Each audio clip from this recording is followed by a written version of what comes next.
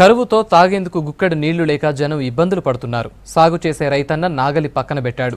కూలీ పనికి వెళ్లే కూలీలు ఇళ్లకే పరిమితమయ్యారు. వ్యవసాయం లేకపోయినా పాడి పరిశ్రమతోనైనా జీవనం సాగిద్దామనుకున్నా కరువు కన్నెర్ర చేసింది. పశుగ్రాసం కొరతతో కరీంనగర్ జిల్లాలో పాల ఉత్పత్తి బాగా తగ్గిపోయింది.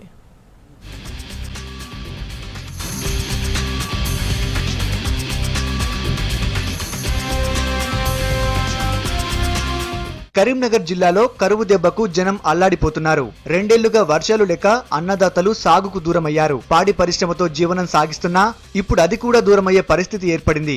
ఓవైపు కరువు, మరోవైపు ఎండలతో ఇబ్బందులు పడుతున్నారు. అవసరమైన పశుగ్రాసం దొరక్క పశు సంపదను కాపాడుకునేందుకు నానా అవస్థలు పడుతున్నారు. పాలు లేక వాటికి మేత లేక అవి పాలు ఇవ్వక వాటిని సాగే పరిస్థితి కూడా లేక మేము వాటి పాల దిగుబడే మొత్తం పూర్తిగా పడిపోయింది. కాబట్టి మాకు పాలు ఉత్పత్తి కోసం ఏ ప్రయత్నం చేసినా కూడా గడ్డే లేదా వర్షమే లేదా లేకపోయేసరికి పాల ఉత్పత్తి పడిపోయింది. మాకు ఇంట్లో చాయ్ చేసుకున్నా కూడా పాల పరిస్థితి ఘోరంగా ఉన్నది. కాబట్టి ప్రభుత్వం వెంటనే పాడి పరిశ్రమను అభివృద్ధి చేయాలి. పాడి మీద బతికే రైతులను వాళ్ళకు ఆర్థిక సాయం ఇవ్వాలని చెప్పి మేము ప్రభుత్వాన్ని కోరుతున్నాం. సంవత్సరాల నుండి ఏర్పడినంత కరువు ఈ సంవత్సరం ఏర్పడింది. పశువులకు ఎండిన గడ్డి కానీ పచ్చిగడ్డి కానీ వర్షాలు లేక దొరకటం లేదు. బయట తీసుకొద్దామంటే ఎక్కువ రేటు అయినా పర్వాలేదు, ఎక్కువ రేటు అయినా పర్వాలేదు, తీసుకొద్దామంటే అది దొరకటం లేదు. అదేవిధంగా పచ్చిగడ్డి దొరికినప్పుడు ఒక 5 ఆవులు 20-22 లీటర్లు ఇచ్చే ఆవులు ఉన్నాయి. అవి ఇప్పుడు 18-19 లీటర్లు ఇస్తున్నాయి. అదేవిధంగా 15 లీటర్లు ఇచ్చే ఆవు 10 లీటర్లు ఇస్తున్నది. 10 లీటర్లు ఇచ్చే ఆవు 5 లీటర్లు ఇస్తున్నది. జిల్లాలో 2 లక్షల మంది పాడి పరిశ్రమపై జీవనం సాగిస్తున్నారు. పశుసంవర్ధక శాఖ లెక్కల ప్రకారం 4 లక్షల గేదెలు, 4,20,000 ఆవులున్నాయి. రోజుకు 5 లక్షల లీటర్లకు పైగా పాల ఉత్పత్తి జరగాల్సింది. అయితే ప్రస్తుతం కరువు ప్రభావంతో వర్షాలు లేక భూములు బీళ్లుగా మారిపోయాయి. పశుగ్రాసం, నీళ్ల కొరత ఏర్పడింది. పశువులను పోషించలేక కబేలాలకు అమ్ముకునే పరిస్థితి ఏర్పడింది.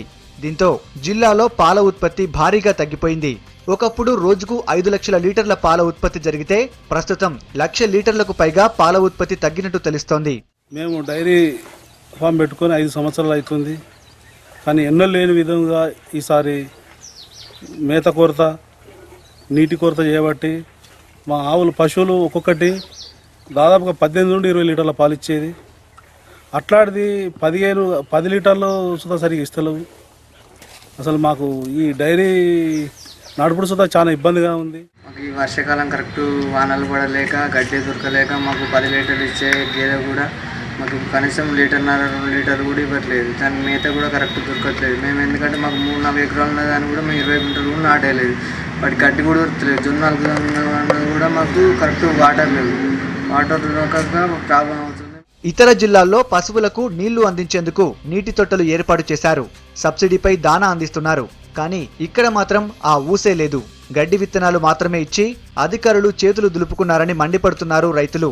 ఎండలతో పశువులు చనిపోతున్నా కనీసం పశువైద్య శిబిరాలు కూడా ఏర్పాటు చేయడం లేదంటున్నారు.